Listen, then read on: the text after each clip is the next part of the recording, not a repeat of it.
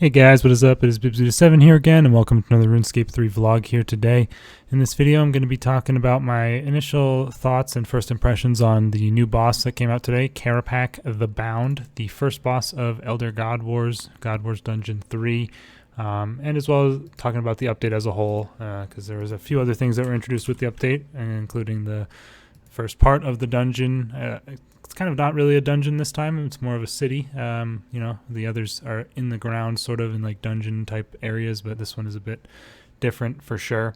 But yeah, it's called the Nodon Front, and it is now released into the game. I have done a few kills of the boss. Let's see here. I don't know exactly how many I'm up to at this point. I haven't done it a whole lot today. I have 19 kills. I've only done it in hard mode, mainly because that's the only mode you can get the pieces of the Armadillo, or the Staff of Armadillo, which is the new tier 95 staff that's in the game. So I don't really see any point in doing normal mode unless you, well, I mean, if you can't do hard mode, or if you don't enjoy doing it, or you want to like have a more chill AFK-able experience, then normal mode's fine. But I haven't gotten any drops yet or seen any. I did 4 kills solo. My first 4 kills that I got were solo. It took me, I failed 3 attempts, and then on my 4th attempt, I managed to get my kill, and then from there, I didn't fail anymore.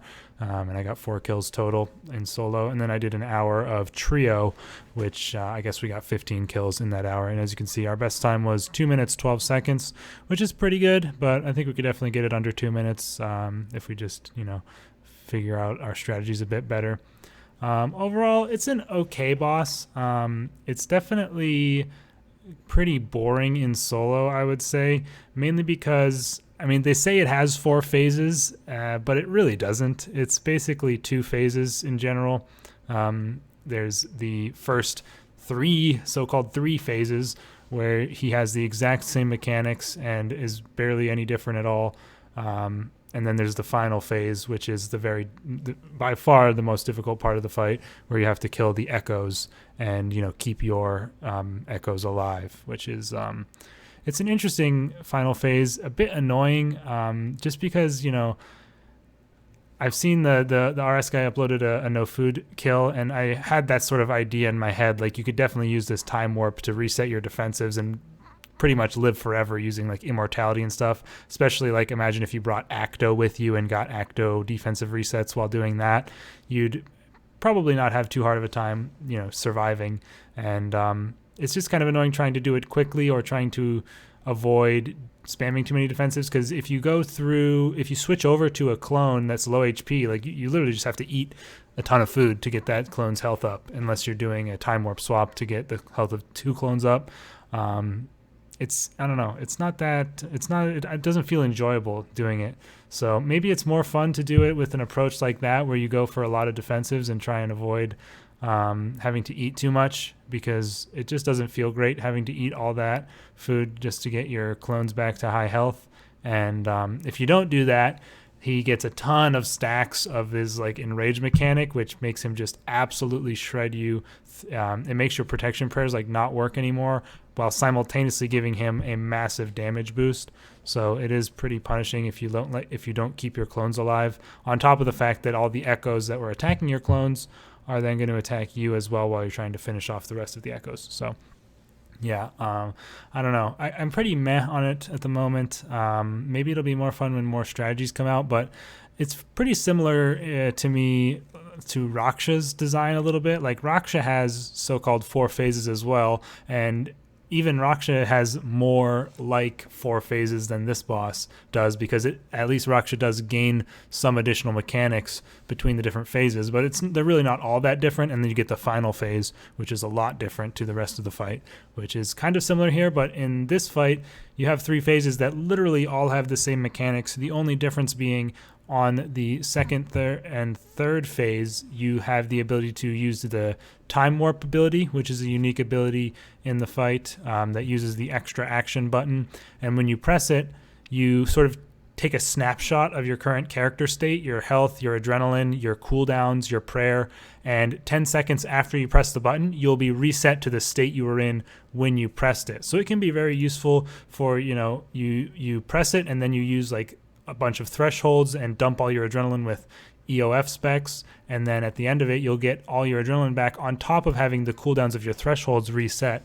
So it's a pretty interesting mechanic. I think it's a cool idea, and can definitely lead to a lot of strategy optimizations of like, when do you use it, what do you use before it, what do you use after it, because it can be a detriment as well. Like if you've just used wild magic and it has more than 10 seconds left on its cooldown, if you press the button and then use some stuff, and then when the button ends and refreshes you back to your state, your wild magic will be back on like 12-second cooldown or whatever it was. So you can extend your cooldowns if you do it improperly. So it's definitely an interesting mechanic. I like the way they've implemented it. It is a little bit buggy in some spots, which I guess is to be expected, considering it's probably a pretty complicated mechanic to be able to do that.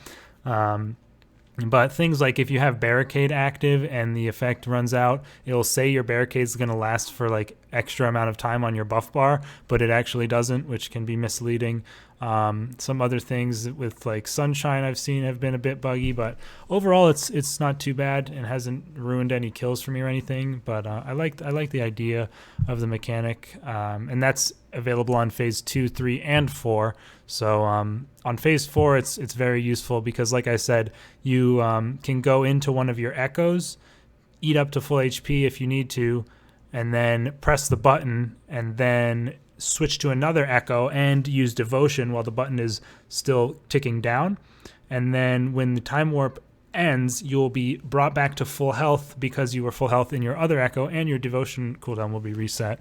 So that's a strategy I've found pretty useful on phase 4 on solos.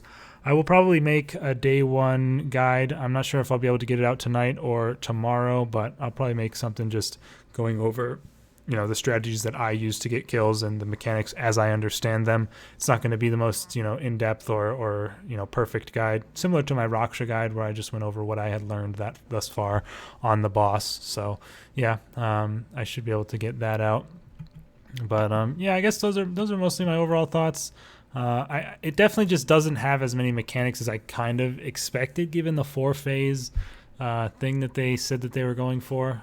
The fact that there's echoes of Kerapac on phases 2 and 3 is almost entirely irrelevant. I never had those impact me pretty much in any way, especially after I got the ring. The ring is very, very useful to avoid the slam stun attack, which was pretty annoying to have to deal with if you didn't have it and were losing your immunity to stuns every time you used it. I thought that was a bit of an annoying mechanic until I got that ring, which was a bit of an obscure thing as well. Like, you have to charge the Pontifex Shadow Ring with 1,000 of the Resonant Anima of Jas to get that effect, and it's just kind of weird that, I did 1,000 on it, and it didn't say anything about it in the chat of me being immune to the stuns. There was no indication of that being the case. I didn't really understand how that was meant to be figured out, but yeah, that is basically what you use that for. And then I guess after that 1,000, there's nothing left to do with it. Like, can I even charge it further? Yeah, I can't even charge it further. So you get a ton of this while killing it. It's yeah, I'm sure it probably is 1 GP each. If there doesn't end up being any other use for this, I'll be pretty shocked, because so much of it comes into the game and you only need 1,000 of it for your ring to be fully functional. So very strange there. But yeah, any other thoughts on the fight? Kind of trying to think of how I feel about anything else. Yeah, like overall, it's not too bad. I actually haven't done any normal mode. Apparently, normal mode is really, really easy, like Vindicta level, which is kind of what I expected. They did recommend tier 80 gear, and yeah, it is apparently pretty easy to do. And the drops are already quite cheap. I'm not sure about the staff prices. Let me quickly pull up the price check Discord here and see what it says. Oh, it looks like Concentrated Blast went back up a little bit. It was around 170. Now it looks like it's around 220. Let me just see. Kerapac, is that how you spell it? Okay. Looks like the Staff of Armadillo pieces are going for around 1.6 bill at the moment. So those are probably pretty rare to get. That puts the full staff at, like 4.2 bill, given that. Those will probably drop for sure in the next few days. And it looks like the God book, the scripture, whoops, I'm on the wrong collection. The God book that you can get from him is about 80 to 100 mil-ish. So that's apparently pretty decent. People obviously are going to need to experiment with it, but it does sound pretty good. It kind of depends a little bit on how often it can activate, how good that will be. Greater Concentrated Blast is very good. I definitely want to get that. And then the Kerapac's wrist wraps are those gloves, which frankly are pretty bad. I don't think they're going to be that great anywhere. Maybe Virago they'll be good, but like anywhere that you can use Cinderbanes, they're not going to be good to use. And yeah, they're not all that exciting. But yeah, that's pretty much all the loot there. As far as normal drops go, they're pretty decent. There's a new type of bone, the Dragonkin bones, which are just a little bit worse than Frost Dragon bones, so those will probably be worth a decent amount. The Slayer monsters drop those all the time. A couple new types of the Orichalcum salvage have come out. Drops a ton of fire battle staffs for whatever reason. Also a lot of Royal Dragonhide. Trying to think. Decent amount of soul runes I was getting. You get around 200 to 300 in a drop, which is not too bad. Quite a lot of coin drops as well, which are pretty high amounts of those, like in the 400k range. And then it also drops an absolute crap ton of cannonballs. Just poops those out like crazy, which is going to be good because people are probably going to want to use the new upgraded cannons. Let's see what else. Hydrix bolt tips it drops as well, which dropped the price of those quite a bit. I guess people are assuming that those are going to be coming to the game much more regularly now. And those are all the drops that I can really remember, but I'm sure there were a few others that I missed in there. But there's also this weird thing that you get as long as you've upgraded your Pontifex Shadow Ring with the Resonant Anima to get that stun immunity. You'll also get an Elder Trove. I think you get it every kill, but I wasn't getting one every kill in the trio we were doing, so it might not be every kill in that. But yeah, you get this chest, and if you are not wearing the ring when you kill it, you'll get a tier 1 chest. But if you are wearing the ring, you'll get a tier 2 chest, which is, I guess, a bit better. I haven't actually looked at the difference. Yeah, so the tier 2 chest is definitely better. It has better stuff in it, and you get more of the stuff that there is. So I would recommend doing that if you, well, I'm not sure how you'd want to do it if you don't have the Luck of the Dwarves passive effect. I'm not sure if it's worth it to get this trove rather than wear the Luck of the Dwarves. But yeah, it just has some random junk in it, really, like a bunch of different salvages. You can get extreme magics and rangings in it, which I thought was really weird. Some nature, blood runes, random seeds. You can get some of the god pages for the book. But yeah, just a bunch of random stuff. It's a really weird thing that just like an additional drop. Not sure why they added that, to be honest with you. And yeah, that's pretty much everything as far as the drops go. So overall, my thoughts, I'm pretty middle of the road on it. It's not the greatest boss ever. I feel pretty similar to how I did with Raksha. It's definitely very boring in solo, in my opinion. I mean, I don't have a range set up, and I can't really do like insane DPS it down really fast to get through the first 3 phases quickly. But overall, they're not that exciting, and I don't really feel too. I was easily able to get to phase 4 without using any food quite quickly. It was not that tough once you figured out how to avoid, the various mechanics and. Well, there's only 3 mechanics really. And it's a bit of an annoyance when the RNG on where the lightning walls spawn is bad, because that can be annoying if you have to surge and bladed dive all over the place to avoid those, especially on the final phase when there's 3 of them. But as far as what's coming to the game with it, I did talk about, Greater Concentrated Blast, definitely good. As far as the staff goes, it does seem to be pretty cool. It's the really interesting thing with the special attack, and if you don't know what the special attack does, is for the next 30 seconds, every time you crit, you will be getting an extra hit of 50 to 200% weapon damage that hits your target. So it is pretty good. And it's very useful in combination with like Onslaught. It will do a ton of extra damage for you because every Onslaught hit is considered a crit. So basically you add an additional average of 125% weapon damage onto every single Onslaught hit, which is very, very strong. I don't know if it's weapon damage or ability damage. I forget. Is there even a difference between those? I'm not sure. Let me see what they actually say specifically right here. Special attack, they say weapon damage, so I guess that's what that is. So yeah, that's really strong with like onslaught especially, and can really get a big boost to your damage. And the most interesting thing about it is you can actually switch weapons and it'll still be active. So if you switch to, you can use it as a spec and then switch to your Inquisitor, since that will still actually be better at things like Telos, and you'll keep that effect. So you don't have to worry about getting 2 of them to put one in your EOF like you do with the Eldritch Crossbow, which is definitely good for something like this. And I mean, it's the first tier 95 weapon in the game, so it's pretty cool. Looks nice, and you can actually dye it, which I was quite surprised to see. I wonder if they've fixed the glitch. You were able to search for the dyed versions in the GE here. No, you still can. This is not intentional, but you can search up the dyed versions in the Grand Exchange here. So yeah, but yeah, tier 95, accuracy of 2765 compared to the Staff of Sliskay's, let's see, 2577. So not a massive jump, but still noticeable. And yeah, that is pretty much my initial thoughts, I guess, you guys. There's also the Slayer monsters, which are the Nodons. Let me see, where are they? I think they're 92 Slayer, if I remember right. Yep, there's all these different types of them. And they can drop the cannon upgrade kits. There's one for each different type of cannon. I don't remember all the names, but those will make your cannon better. I don't have all the details on exactly what they do to improve it yet, but I assume just like more damage.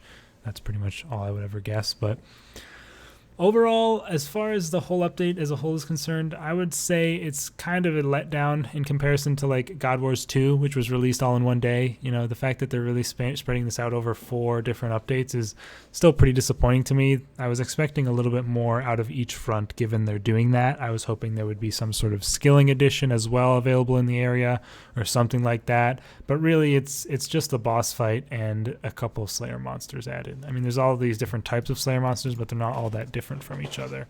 Also important to note is that you can get the Slayer task from them and then kill Kerapac and get the XP there. Although I'm not sure, I doubt the Slayer helmet will work on him, but yeah, that is an option as well to get some additional Slayer XP. And one thing I thought was a little surprising is that you don't need kill count. So it's definitely different from the other God Wars dungeons in that regard. Not that I'm complaining. I've never been a big fan of kill count myself, but yeah, they've shied away from that with this iteration of the God Wars dungeon. So no need to worry about that when you are going in for kills, which is, again, good. And yeah, you guys can let me know, though, your thoughts in the comments. Have you given the boss a try? There's really no reason not to, considering for the next week, deaths are free. You can get free reclaims from death in Death's office, and your Ring of Death will not lose charge when you die.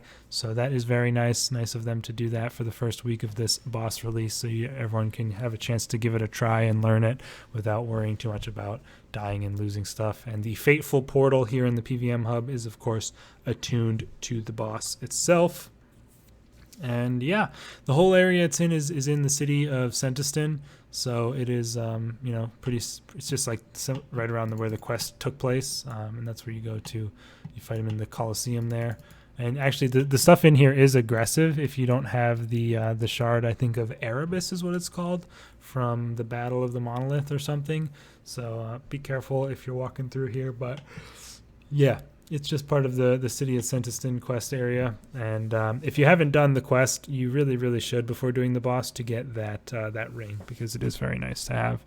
And the God Wars 1 generals are scattered around over towards the main Citadel area, and you can go and talk to them to get a different ability attuned to your extra action button here. This one's attuned to Nex. I'm not sure what they all do, but you can just have that available as an extra ability to use if you're slaying these creatures down here, which I guess is interesting. And yeah, I think that's pretty much all I had to say, you guys. Again, I'll probably make a day one guide talking about my initial strategies on how I got my first kills and my strats for hard mode solos. In trios, it was pretty easy. We really didn't have too much struggle with it, especially if you have the ring. Just have one person do each of the echoes, and you shouldn't have to even hop around between yours. And Yeah, it's not the toughest thing, but it's definitely difficult at first, especially. And in solo, it can be pretty tough being able to manage all that while still dealing damage. I know I definitely haven't done it very well at all. My solos were like 10 minutes at best, which is pretty bad and pretty damn slow. But, you know, I'll work on it, and I'll probably try and get a guide out as soon as possible. But again, let me know your guys' thoughts in the comments. Do you like the update? Do you think there should have been more from this first front of the Elder God Wars dungeon? And what are your thoughts on the boss, Kerapac? You done any kills? Got any sick drops? Let me know in the comments, and I will see you guys in the next video. Peace out.